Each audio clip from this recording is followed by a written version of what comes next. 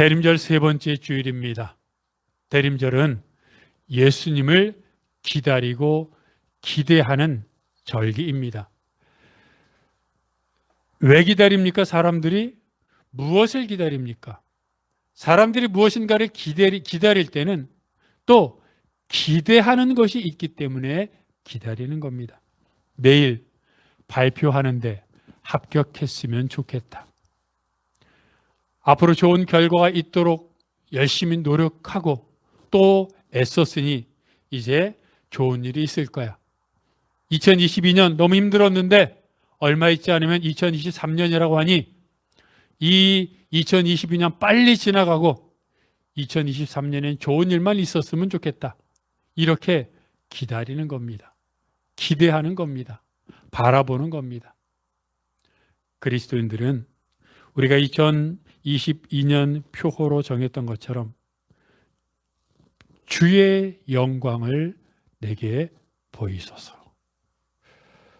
이스라엘의 지도자였던 모세가 시내산에서 하나님의 영광을 경험하고 하나님을 만나고 하나님과 교제하고 나서 그리고 나서 하나님께 더 기도했던 유일한 기도 제목 하나가 주의 영광을 내게 보이소서. 하나님 내게 내일 시험 합격하게 해 주십시오. 하나님 로또 오랜만에 한번 샀는데 당첨되게 해 주십시오. 이런 것이 아니라 주의 영광을 내게 보이소서.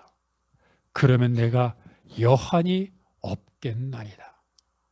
그런 마음이 바로 오늘 본문에서 예수를 바라보자라고 하는 그러한 마음의 말씀으로 드러나는 겁니다. 그런데 문득 이런 생각이 들기도 합니다. 말씀을 준비하면서 문득 들었던 생각이 과연 우리는 예수를 바라보고자 하는 마음이 있는가? 우리가 지금 예수를 바라보자라는 마음이 있다는 걸 전제로 해서 말씀을 나누고 있는데 그 전제가 과연 나에게 있는가? 여러분, 하루하루 살아가면서 그 살아가는 시간 동안 내 머릿속에 내 마음에 자꾸 드는 생각들, 파편들이 있습니다. 무엇입니까? 여러분, 지난 날들, 어제까지의 날, 또 그저께, 또는 일주일 동안, 또는 며칠 동안 여러분의 삶을 지배했던, 여러분이 자주 생각났던 단어, 사람, 환경, 기대, 이것들을 생각해 보십시오. 무엇이었습니까? 어떤 사람은 지나갈 때마다 야, 저기에다가 무슨 품목으로 가게 하나 내면 대박 나겠다. 어떤 사람은 다른 사람 딱 쳐다보고 그러면서 야, 내가 만나고 싶었던 사람 좀 만났으면 좋겠다. 또 어떤 사람들은 자녀들이 자꾸 생각나면서 떨어져 사는 장성에 있는 자녀들, 내 첫째 아들 잘 지내고 있나? 내 딸 요즘 연락이 없는데 뭐 하고 있나? 내가 전화하긴 좀 뭐 하고 왜 연락이 없지? 무소식이 좋은 소식이라고는 하지만 너무 연락이 없으니 걱정되네.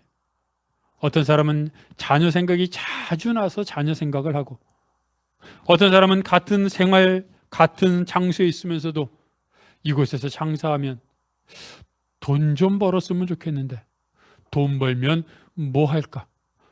물질에 대한 생각을 하고, 어떤 사람은 같은 TV를 보고 같은 사람들과 이야기를 나누면서도 건강에 대한 이야기만 들으면 눈이 번쩍 뜨이고 귀가 확 열리면서 아니 관절에 뭐가 좋다고? 운동을 했더니 내 몸, 자기 몸이 좋아졌다고? 그럼 나도 운동 좀 해야겠네.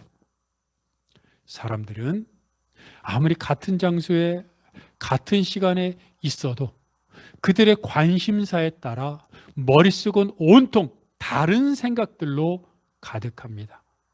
물질, 자녀, 건강 또는 바라는 것들. 그것이 무엇입니까? 여러분, 일부러 기억하는 겁니까? 내 머릿속에서 기억을 끄집어내는 겁니까? 지금은 자녀에 대한 생각을 해야지. 지금은 돈에 대한 생각을 해야지. 그렇습니까? 아닙니다. 나도 모르게 누구를 쳐다만 봐도, 지나가는 사람만 봐도, 어떤 상황만 봐도 떠오르는 겁니다. 돈에 대한 생각, 회사 생각, 공부 생각, 자녀 생각, 관절, 머리, 몸, 이런 것들에 대한 생각이 떠오르는 겁니다. 왜입니까? 그것이 내 마음을 사로잡고 있기 때문입니다. 그렇기 때문에 사람들이 하루 종일 생활하면서 그 사람의 머릿속에 떠올려지는 단어가 그 사람의 마음과 관심을 나타내주는 지표입니다. 그렇다면 그리스도인들은, 아니 여러분들은 하루에 얼마나 하나님을 기억하십니까? 하나님의 이름을 기억하려고 해도 관심이 없으면 떠올려지지 않습니다. 하루에 4-5번 하나님이 생각이 납니까? 하루에 1번 하나님의 생각 납니까? 어떤 사람들은 주일에 예배 드리고 나서 다음 주일에 예배 드릴 때까지 하나님과 전혀 상관없이 하나님을 떠올리지도 않고 하루하루 자기가 살던 모습으로 살아가는 교인들도 있습니다. 그렇게 사는 교인들이 있다면 그 교인의 삶에서 하나님의 영광이 드러나겠습니까?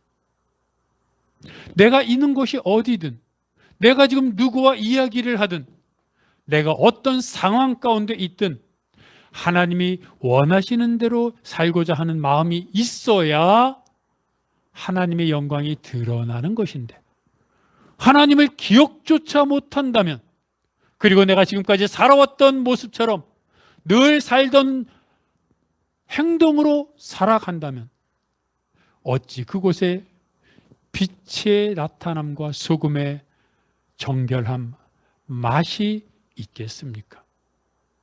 그래서 우리는 다시 한번 예수를 바라보자라고 하는 말씀을 듣기 전에 나는 정말 예수를 바라보고자 하는, 어떻게 해서라도 빛으로 소금으로 주님의 말씀으로 살아가고자 하는 열망과 소망이 나에게 있는지 돌아보아야 합니다.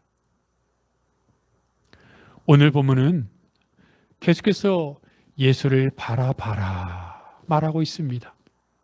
예수님과 동행하는 즐거움, 아니 예수님과 함께 있는 기쁨을 알고 있기에 그것을 모든 사람이 누렸으면 좋겠다고 하는 간절한 권면을 넘어 명령하고 싶어하는 그런 히브리서 저자의 마음을 담아 성경은 예수를 바라보자, 예수를 바라봐라 명령하고 권면하고 있습니다.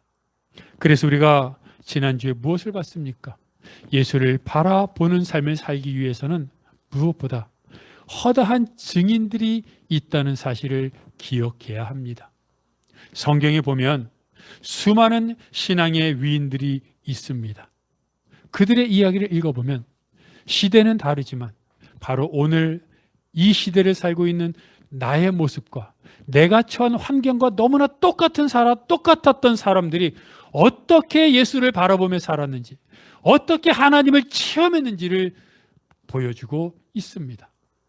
무려 75세의 나이에, 다른 사람들은 고향으로 돌아갈 그 나이에 아무것도 없는 타지로, 아니 어디로 가야 할지도 모르고 길을 떠났던 아브라함, 오직 하나님의 말씀, 떠나라, 내가 너에게 복을 줄 것이다 라는 말씀 하나만 믿고 다른 사람들과 정반대의 삶을 살았던 아브라함, 자기가 저지른 잘못으로 벌받고 도망쳤던 야곱이 하나님이 어려운 순간마다, 그것도 자기가 저지른 죄로 인한 벌이었는데 그럼에도 불구하고 나타나셔서 내가 너와 함께 있다. 너를 떠나지 않을 것이다. 너를 다시 이곳으로 돌아오게 해주겠다고 약속하셨던 하나님의 음성, 하나님의 환상, 하나님의 능력을 경험하고 야곱이 어떻게 변화되었는지를 보면 바로 지금 내가 힘들고 어려워하는 상황 속에서 하나님이 나에게 이렇게 말씀하시는구나. 야곱에게도 나타나셨던 하나님이 나에게도 나타나시는구나. 은혜 받고 격려가 되는 겁니다. 나이 80이 되도록 자기 것 하나도 없이 광야에서 장인의 양을 치던 외로웠던 그리고 무의미하게 살았던 모세가 하나님이 나타나셔서 하나님을 만나고 나서 어떻게 변화되었는지 이스라엘 백성을 구원하고 그리고 이스라엘 백성들을 출애굽시켰던 위대한 지도자로 거듭났는데 이런 모습을 보면서 우리는 다시 한번 은혜를 받는 겁니다. 이들에게도 나타나셨다면 75세도 80세에도 하나님이 그들에게 나타나셨다면 아직 나는 80도 안 되었는데 나도 외로운 광야에 있는데 하나님이 나에게도 나타나셨겠구나. 하나님께서 나에게도 나타나시겠구나.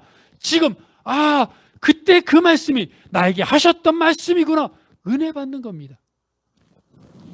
성경상 인물뿐만 아니라 일생 동안 5만 번이나 기도 응답을 받았다고 하는 조지 뮬러를 보면서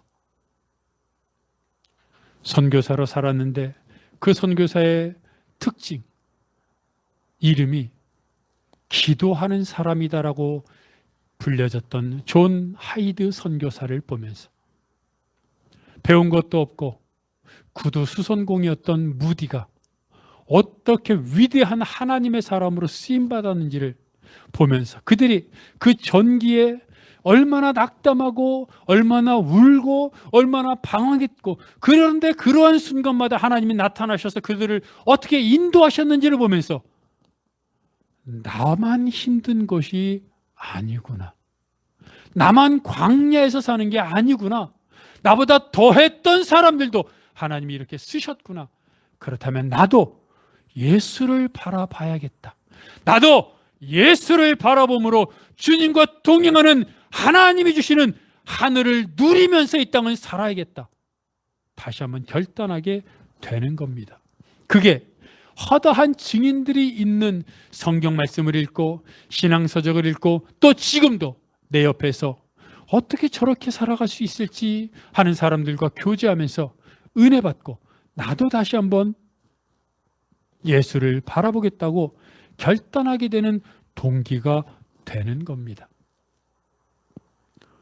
더군다나 오늘 본문은 그 말씀에 이어서 많은 증인들을 통해 은혜 받고 격려받고 다시 한번 예수를 바라보겠다고 결단하라고 말하면서 또 말을 합니다. 이제 뭐라고 말합니까? 인내를 갖고 경주하라.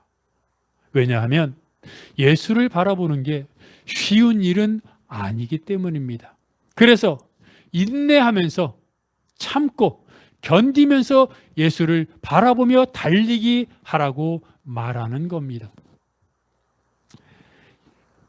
2020년 도쿄올림픽이 코로나로 인해 작년에 열렸죠. 그래서 작년에 도쿄올림픽이 열렸는데 그때 메달을 땄었던 유도 선수들이 방송에 출연한 적이 있습니다. 진행자가 훈련이 얼마나 힘든지 물어봤더니 그들이 이렇게 말합니다. 말로 표현할 수 없을 정도로 힘듭니다. 그리고 또 말합니다. 다음 올림픽에도 2020년이었으니까 2024년 올림픽을 말하는 거겠죠. 다음 올림픽에도 국가대표 유도 선수로 참석하고 싶은데 훈련 받을 걸 생각하면 무섭습니다. 왜냐하면 이미 어떤 훈련을 받았는지 4년 동안 경험했기 때문에 그 훈련을 또 받는다고 생각하면 올림픽에 출전은 하고 싶은데 훈련 받을 거 생각하면 무섭다는 겁니다. 그래서 마치 기계처럼 훈련한다는 겁니다. 하루에 6시간 내지 7시간 함께 훈련하고 나머지는 또 개인적으로 훈련을 하는데 얼마나 힘들고 어려웠는지 그냥 힘들다 싶으면 그날의 영광, 내가 메달을 땄을 때 얻을 환희, 기쁨, 그걸 생각하면서 견딘다는 겁니다. 또 유도 선수니까 체급이 있지 않습니까? 그 체급을 유지하기 위해 체중도 감량하고 젊은 나이에 먹을 것도 못 먹는데 순댓국을 좋아한답니다. 그래서 유명한 순댓국집을 찾아서 다니는데 어떻게 먹냐면 순댓국을 좋아하니 순대를 먹어야 되는데 먹으면 체중이 너무 많이 먹으면 체중이 늘어나니까 순대를 젓가락으로 집어가지고 물에 이렇게 털어서 양념은 다 빼내고 순대만 먹는다는 겁니다. 올림픽이 끝나고 나서 순댓국집을 갔는데 한 선수가 이렇게 말했다고 합니다. 야, 올림픽도 끝났으니 이제 우리 순댓국 국물까지 원샷 한번 해보자. 아니, 순댓국 원샷 하는 거 너무나 당연한 거 아닙니까? 우리는 순댓국집 가면 국물까지 남김없이 다 마시잖아요. 그런데 국가대표 선수들은 체중 감량 때문에 좋아하는 순대조차 물에 풀어서 순대만 먹는, 그리고 올림픽이 끝나야 잠시 동안 국물까지도 먹을 수 있는 그런 사람들이 국가대표라는 겁니다. 얼마나 힘듭니까? 그래서 그 운동 연습하는 건 인내입니다. 견디는 겁니다. 그런데 어떻게 견딥니까? 영광의 그날을 위해 견디는 겁니다. 그래서 오늘 본문은 말합니다. 인내하면서 견뎌라. 인내하면서 경주해라라고 말합니다. 그러면서 오늘 본문은 좀 더 구체적으로 인내하면서 견디는 건 마음의 자세인데 실제적으로 어떤 모습으로 인내하며 경주해야 되는지를 말하는데 오늘 본문 1절과 2절은 이렇게 말을 합니다. 뭐라고 말하고 있습니까? 모든 무거운 것을 벗어버려라. 인내로서 경주하는데 모든 무거운 것을 벗어버리고 경주하라는 겁니다. 우리가 보는 히브리서가 쓰여졌던 그 당시에는 운동 경기가 성행했습니다. 그런데 우리가 가끔씩 그림을 통해서도 보지만 그 당시에 운동장에서 달리기를 하던 선수들은 다 벗고 달렸다고 합니다. 조금이라도 달리는데 거추장스럽고 방해가 되고 무거운 옷 같은 것들은 다 벗어버리고 맨몸으로 달렸던 겁니다. 그것처럼 여러분, 운동도 조금이라도 내가 경주하는데 방해가 되면 벗어버리는 것처럼 영원한 생명, 영원한 하늘의 보화를 누리는 영원한 신앙의 경주를 위해서라면 당연히 무거운 모든 것을 벗어버려야 하지 않겠습니까? 이사할 때마다 어머니들이 늘 하는 이야기가 있죠. 쓸데없는 짐들이 너무 많네. 다음부터는 내가 절대 필요 없는 것 안 사야지.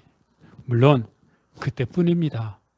또 다음에 이사할 때 보면 여전히 짐은 쌓였습니다. 또 그것이 인생입니다. 생각해 보십시오.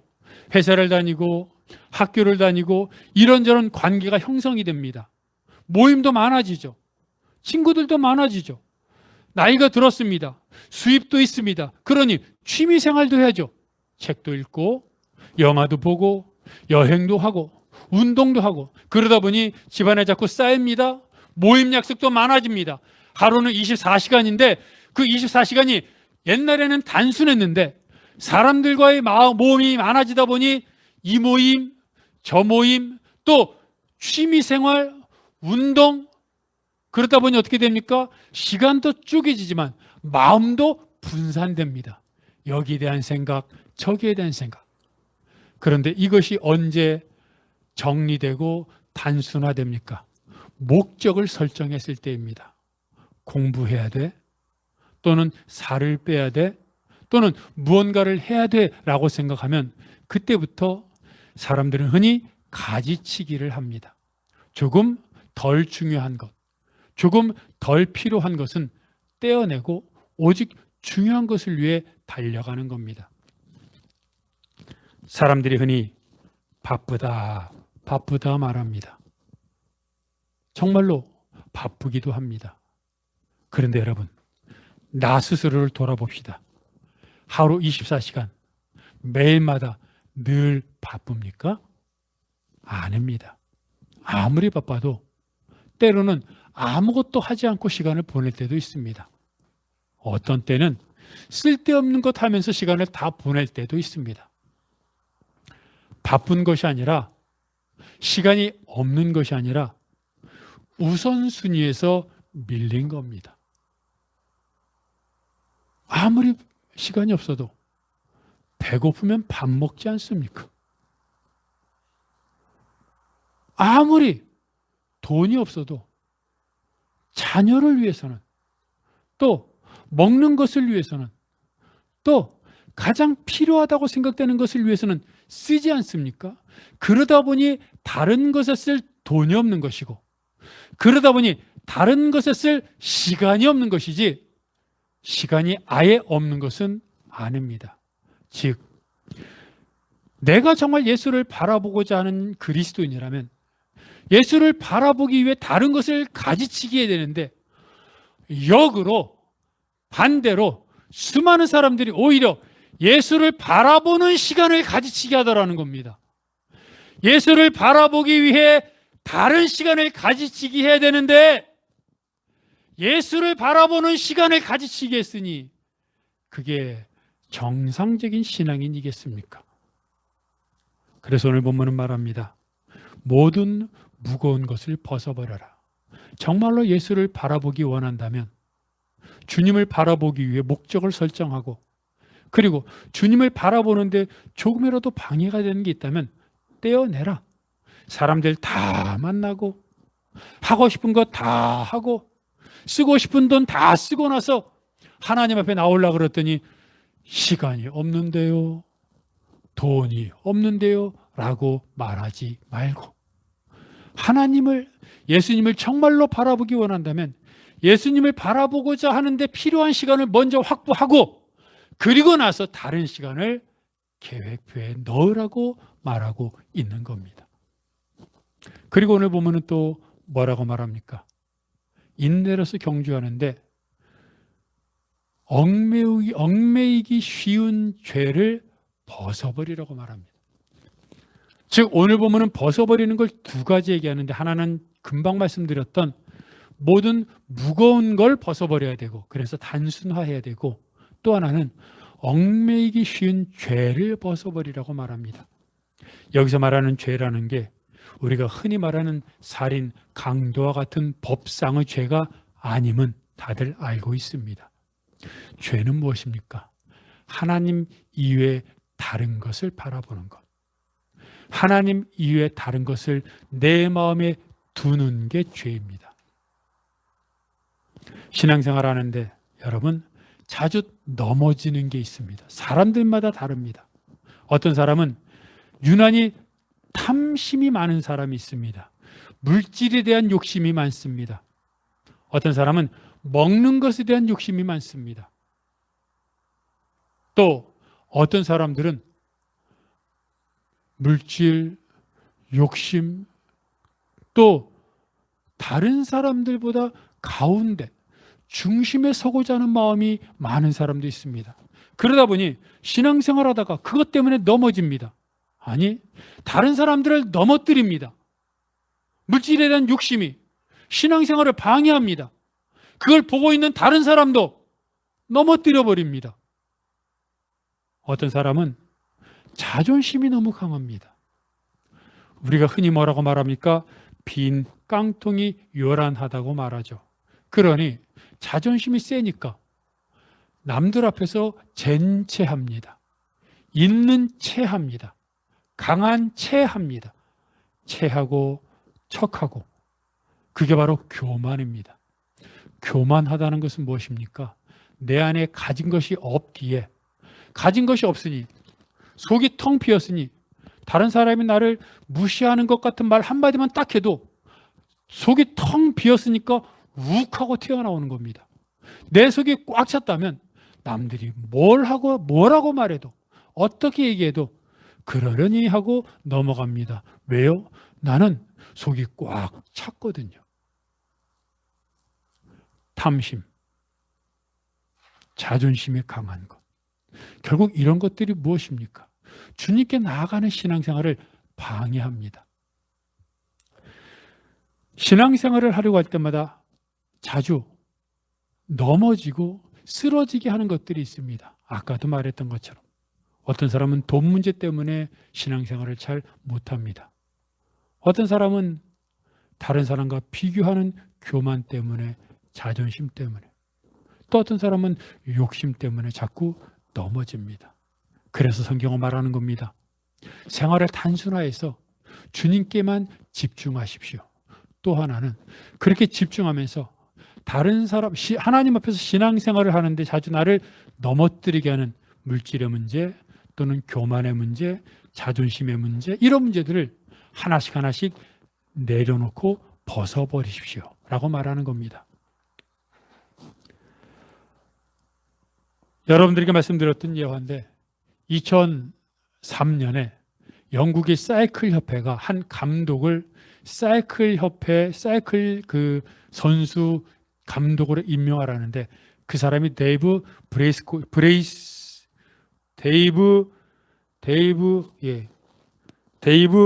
브레이스피드입니다. 브레이스피드.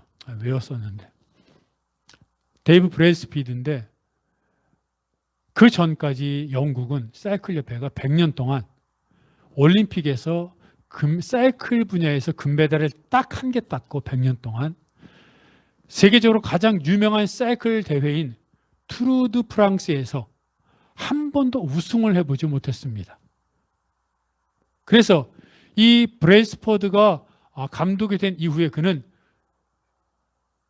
영국 사이클 선수들의 실력을 높이기 위해서 뭘 했냐면 사소한 성과물의 총합이라고 하는 계획을 짰습니다. 그것은 사이클을 타는 또는 사이클을 타기 위해 준비하는 모든 순간들을 하나씩 쪼개는 겁니다. 그리고 그 쪼갠 상황 조금씩 쪼개가지고 사이클을 타기 위해 연습하는 시간 또는 집에 가서 휴식하는 시간 또는 사이클을 타는 시간 뭐 이런 것들을 다 쪼개가지고 쪼갠 단위에서 1%라도 더 능률을 올리자는 겁니다. 그렇게 모든 분야에서 1%씩이라도 능률을 올리면 그 사소한 것들이 합해져서 큰 성과를 얻을 수 있다고 이야기한 겁니다.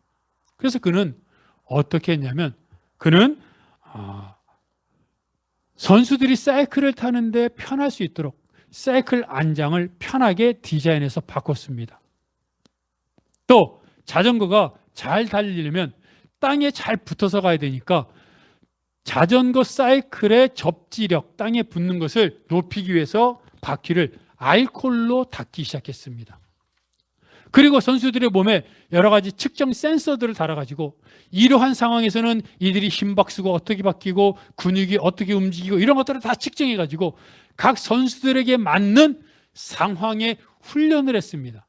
또 터널 안에 사이클을 타게 만들고 바람이 막 부는 그 터널 안에서 이런저런 옷을 입혀봅니다. 이 옷을 입는 게 더 조금이라도 0.01초라도 빠른가?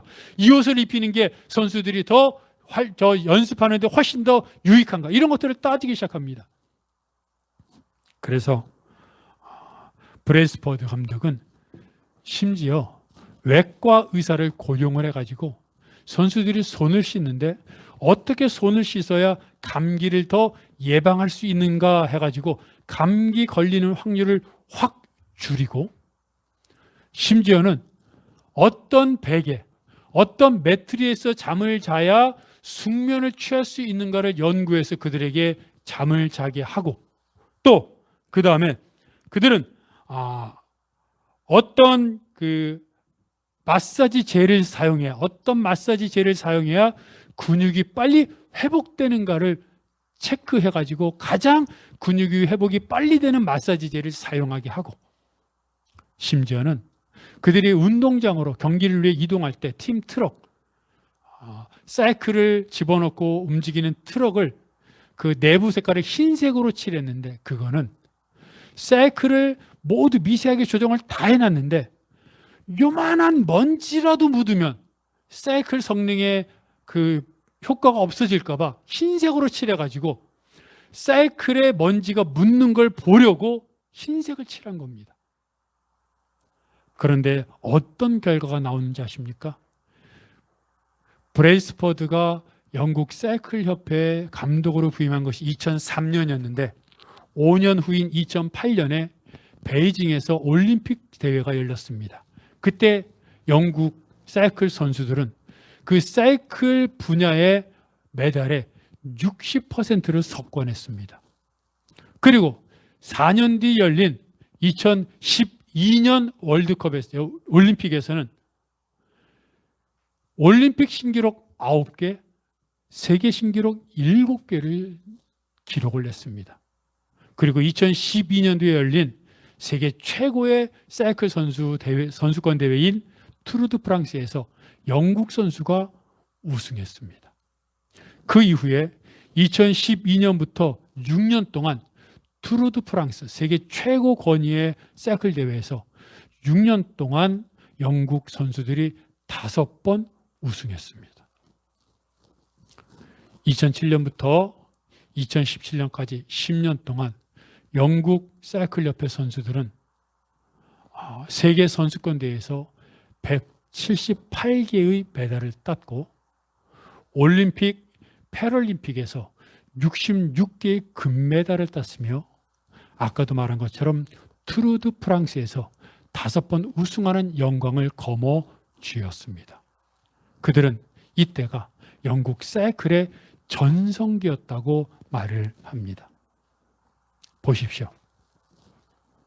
사이클 대회에서 우승하기 위해 최선을 다하기 위해 연습하는 것뿐만 아니라 잠자는 것까지, 손 씻는 것까지, 아니 사이클을 차에 놓고 이동하는 것까지 모든 것을 다 조화롭게 해서 하나라도 조금이라도 우승을 할 수 있도록 최선을 다했을 때 그런 일들이 일어났던 것처럼 예수를 바라보기 위해 내 삶의 순간에 많은 일들이 있지 않습니까? 누구를 만나고 어디를 가고 무엇을 하고 이런 것들을 예수를 바라보기 위한 목적으로 삼아 조금씩 가지치기해서 생활을 조금이라도 단순화하고 또 내가 자주 넘어지는 신앙의 어려운 부분들을 자꾸 벗어버려서 예수님을 바라볼 때 결국 예수님과 동행하는 믿음의 삶을 살 수 있게 된다는 겁니다. 예수님은 열처녀 비유를 말씀하셨습니다. 신랑이 올 때 그 신랑을 맞이하는 10명의 처녀가 있었는데 5명은 슬기로운 처녀요 5명은 어리석었습니다. 그런데 그들이 신랑을 맞이하기 위해 등불을 들고 나갔는데 신랑이 오지 않습니다. 무슨 일이 있는지 모르지만 자꾸 지체됩니다. 기다리다가 지쳐서 잠이 들었습니다. 그런데 한참 후에 신랑이 왔다는 기별이 왔습니다. 그래서 처녀들이 신랑이 왔다는 소리를 듣고 등불을 들고 갑니다. 그런데 등불은 뭡니까? 불을 밝혀야 되지 않습니까? 10명의 처녀 중에 5명은 여분의 기름을 준비해 왔습니다. 그래서 등불에 기름을 넣고 켜고 갔습니다. 그런데 안타깝게도 5명의 처녀는 여분의 기름이 없었습니다. 그래서 신랑이 늦게 오는 바람에 기름을 다 쓰고 말았습니다. 결국 맞이하지 못했습니다. 5명의 슬기로운 처녀가 준비했던 여분의 기름, 이게 뭐냐면 성도들의 행실입니다. 성도들의 신앙의 삶입니다.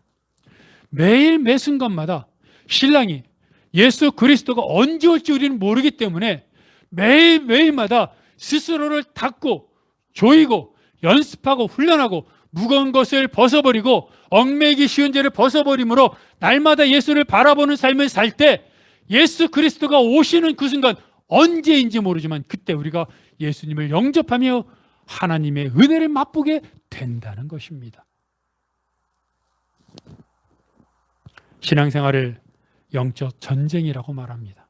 마치 러시아가 우크라이나를 공격해서 전쟁을 겪는 것처럼 그런 피비린내라는 그런 것은 우리 눈에 안 보일지 모르지만 우리의 삶이 전쟁입니다. 매일마다 주님 말씀대로 살아가면 신앙이 더 성숙되어 가며 하나님의 은혜를 누리게 되고 어떨 때 신앙을 저버리고 또는 내가 살고 싶은 대로 또는 내가 하고 싶은 대로 하나님을 잊어버리고 그냥 살았다면 하나님의 은혜를 누리지 못하고 하나님의 음성이 희미하게 들리고 결국 내가 원했던 대로 살게 되고 하나님의 은혜를 누리지 못하며 힘든 피폐한 삶을 살게 될 것입니다. 그래서 영적 전쟁입니다. 그래서 성경은 무거운 것과 얽매기 쉬운 죄를 벗어버리라고 말하는 겁니다. 그런데 문제는 여기 있습니다. 벗어버리고 싶습니다. 삶을 단순화하고 사람들 만나는 것도 조금 제한하고 좀 주님을 바라보며 말씀도 좀 읽고 기도도 좀 하고 하나님 앞에 혼자 묵상하면서 그렇게 하나님 앞에 나아가고 싶습니다. 나를 자주 넘어지게 하는 탐욕, 교만, 자존심 이런 거 내려놓고 정말로 주님 앞에 살고 싶어 합니다. 그런데 그게 마음대로 잘 안 된다는 겁니다. 그런데 여러분, 바울을 보십시오. 바울은 핍박자였습니다. 박해자였습니다. 예수를 위해 살려고 노력했던 사람이 아닙니다. 예수를 핍박했던 사람입니다. 그런데 그가 어떻게 예수를 위해 목숨을 바치는 복음 전도자로 바뀌었습니까? 바울이 주경야독했습니까? 바울이 독학해가면서 율법에 밑줄 쳐가면서 예수님이 어떤 사람인지 노력하고 깨달아서 얻은 겁니까? 아닙니다. 바울은 그리스도인들을 붙잡으려고 가던 다메섹 도상에서 다메섹 중간에 빛으로 나타나신 예수님을 만나고 나서 변화된 겁니다. 여러분, 여기에 주안점 포인트가 있습니다. 예수님을 바라보기 위해 우리의 무거운 짐, 아까도 말했지만 우리의 삶을 주님 중심으로 바꿔야 합니다. 그리고 나를 자꾸 넘어지게 하는 죄악들, 넘어지게 하는 습관들, 넘어지게 하는 좋지 않은 것들 자꾸 벗어버려야 합니다. 그런데 그게 안 되죠. 하지만 여러분, 예수를 바라보기 위해 자꾸 벗어버리는 훈련을 하고 벗어버리려고 주님 앞에 나아가고 주님 앞에 축구를 드릴 때 주님 나를 도우시옵소서, 주님 나를 인도하시옵소서 하나님 앞에 나아갈 때 바울이 예수 그리스도를 만난 것처럼 우리가 예수 그리스도의 은혜를 체험하게 된다는 겁니다. 여러분, 그때 우리가 변화되는 겁니다. 인간의 힘은 한계가 있습니다. 인간의 노력은 안 됩니다. 우리의 힘으로 어떻게 하나님을 볼 수 있습니까? 우리의 노력으로 어떻게 하나님을 경험할 수 있습니까? 우리는 죄악 가운데 사는 사람들인데 단지 우리가 주를 위해 살려고 그렇게 애쓰는 모습 가운데 하나님이 우리의 모습을 보시고 나타나 주시는 겁니다. 왜요? 우리는 하나님 안에서 존재하고 우리는 하나님 안에서 살고 우리는 하나님 안에서 움직이고 있기 때문입니다. 그래서 우리가 어딜 가든 무엇을 하든 하나님 안에 있습니다. 그래서 하나님은 우리를 압니다. 우리가 예수를 바라보고자 노력하는 모습을 보십니다. 그리고 적당한 때, 정말로 중요한 때 하나님 우리에게 은혜를 부어 주십니다. 그리고 우리는 그때부터 더 변화되어 예수와 동행하는 삶을 살게 됩니다. 바알뿐만 아니라 아까 말씀드린 아브라함, 모세, 또 야곱, 또 조지 뮬러, 하이든, 존 하이드, 또 무디 이런 사람들의 성경 말씀 전기를 읽어보십시오. 그들 전기를 읽어보면 하나같이 예수 그리스도를 체험하는 은혜가 기록되어 있습니다. 그리고 그들의 삶은 완전히 변화되었습니다. 예수를 바라보는 삶이 대림절을 보내는 삶이고 예수를 바라보는 삶이 우리의 인생이 되어야 하고 예수를 바라보며 살 때 우리의 인생은 변화될 것입니다. 인내해야 됩니다. 경주해야 됩니다. 하지만 그것은 내 힘으로 되는 것은 아닙니다. 주님께서 예수를 바라보고자 내가 노력하는 모습을 보시고 은혜를 부어 주십니다. 은혜를 부어 주십니다. 나타나 주시고 말씀하시고 내 안에 하나님의 은혜가 가득하게 채워 주십니다. 그리고 우리는 점점 더 하나님 앞에 나아가게 되는 겁니다. 그것이 예수를 바라보는 경주를 하는 우리들에게 주시는 하나님의 은혜입니다. 여러분, 다시 한번 말씀을 듣고 여러분의 삶을 정리하십시오. 군더더기, 불필요한 것들을 제거하고 주님 중심으로 바꾸십시오. 그리고 나를 힘들게 하는, 욱하게 하는, 나를 하나님으로부터 멀어지게 하는 것들을 조금씩 내려놓으십시오. 그리고 하나님께 기도하십시오. 하나님, 나를 인도하옵소서. 주권을 드리오니 하나님이 나를 지켜 주옵소서. 그리고 하나님이 나에게 나타나셔서 하나님이 나를 이끄시며 나를 하나님 앞에 온전히 인도할 때 내 삶은 예수를 바라보며 예수님과 동행하며 예수님을 누리는 삶이 될 것을 믿고 오늘도 내일도 인내하며 경주하며 예수를 바라보는 여러분이 되시기를 주님의 이름으로 축복합니다.